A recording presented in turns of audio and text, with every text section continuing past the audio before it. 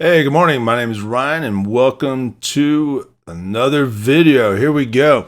So, in this video, we're going to dig a little deeper into the writing process that went behind me writing the book, An American Christmas Classic, Ride the Bomb to Hell. And part of that story involves the transition from kind of making it fun with the whole aspect of making it a party book with the elf, which I didn't see a lot of longevity in that as far as being a complete novel. And then try and incorporate some sort of mentality of like Lord of the Rings, where I wanted like this like adventure kind of story. It's like something with substance. Like I said before. And I wanted to, I just wanted that kind of feel, and I wanted to keep the Christmas feel too, because I wanted it to be a Christmas book. I didn't want it to be like what's that, the Die Hard movie, where it was like everybody's debating, is it a Christmas movie or is it not a Christmas movie, and they can't decide. I didn't want that situation with this particular book. I wanted everybody to say, oh, it's definitely a Christmas book. It's kind of screwed up. This probably shouldn't be a Christmas book, but nonetheless, it's a Christmas book. Now hope you don't mind, I'm going to drink some coffee while we're doing this here, because it's early in the morning for me, and I enjoy coffee. Actually, there's probably about half a pot of coffee in this thing. And I call this kind of, whoa, woohoo, that's a mid-morning mistake right there. Didn't have the lid on tight. We'll blame the cat for that. So I call this cup of coffee the warm-up. Oh, God, that's hot. All right. Nothing like burning your mouth to start off the day. So the story was getting written. I started writing it again, kind of having some fun. I went back, changed up some character names, and I was dating a girl at the time, and I thought it'd be kind of romantic to incorporate her name into the story. And then we broke up, so I changed it back to the original character name. That didn't go very long or very far. And so I was writing the story, and it still had that aspect of kind of fun, but now I'm kind of like trying to change the mentality a little bit into more of an adventure, but I didn't really know where to go with this. And it was kind of bouncing around at this point in time, like what was going to happen. And I wanted it to have another feeling. Like I saw a movie a while back, you probably heard, it's called Shutter Island. Okay, so I kind of want that feeling like Shutter Island. Love Shutter Island. And I always wanted to write something similar to Shutter Island where the character's really confused. So I start kind of mixing in aspects of the whole Shutter Island thing. So in the mid part of the story, like we go from the Christmassy, all that kind of stuff, transition into this more like Shutter Island type of Christmas feel where the character doesn't know what's real or what is real. There's a lot of confusion.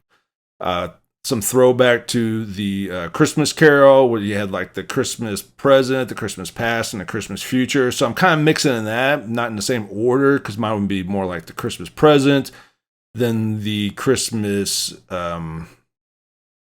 past, and then the Christmas future, something like that. Or maybe the other way around. You'd have to read. You'll understand when you read it. So anyhow, I was getting that feeling for it. I wanted a little bit of confusion with the Shutter Island. I was mixing a lot of old stuff of mine into the story, like some old toys and things, just because I wanted to play into the actual development. And we'll get into all that stuff later, because I'll have a whole video dedicated to all the characters and everything else. Hopefully, it won't be a complete spoiler for the book, but I'll put that out there for you. And so I want that Shutter Island feel.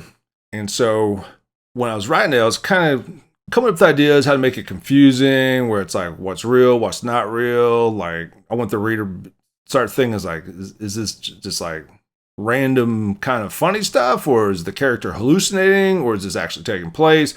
I want everybody to be confused about it. Matter of fact, I was confused about it while I was writing it myself. I wasn't sure. So I think it does carry some sense of confusion, because I was confused throughout the whole process, because I really didn't know if I wanted to be real or not real.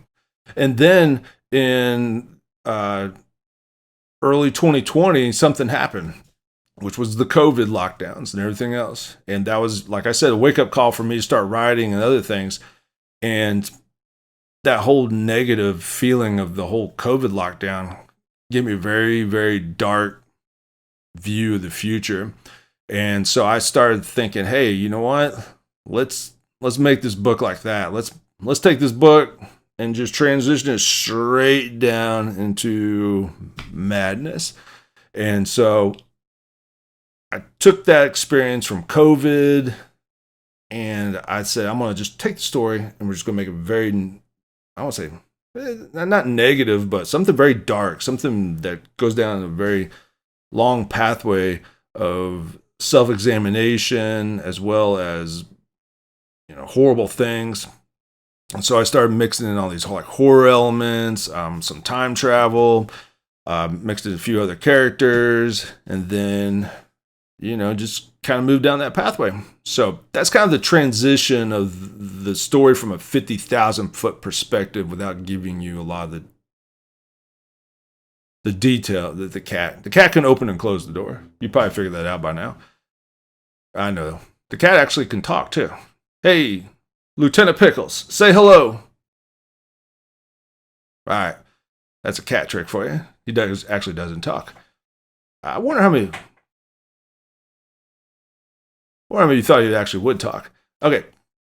All right, I'm going to wrap the video up here just because I'm kind of trying to think where I want to take the next one. I think you got a good perspective on where everything's going, and then we'll get into some more details. I think it pretty much wraps it up right there. So anyhow, we'll talk to you later and see you in the next video. Oh, yeah, you know.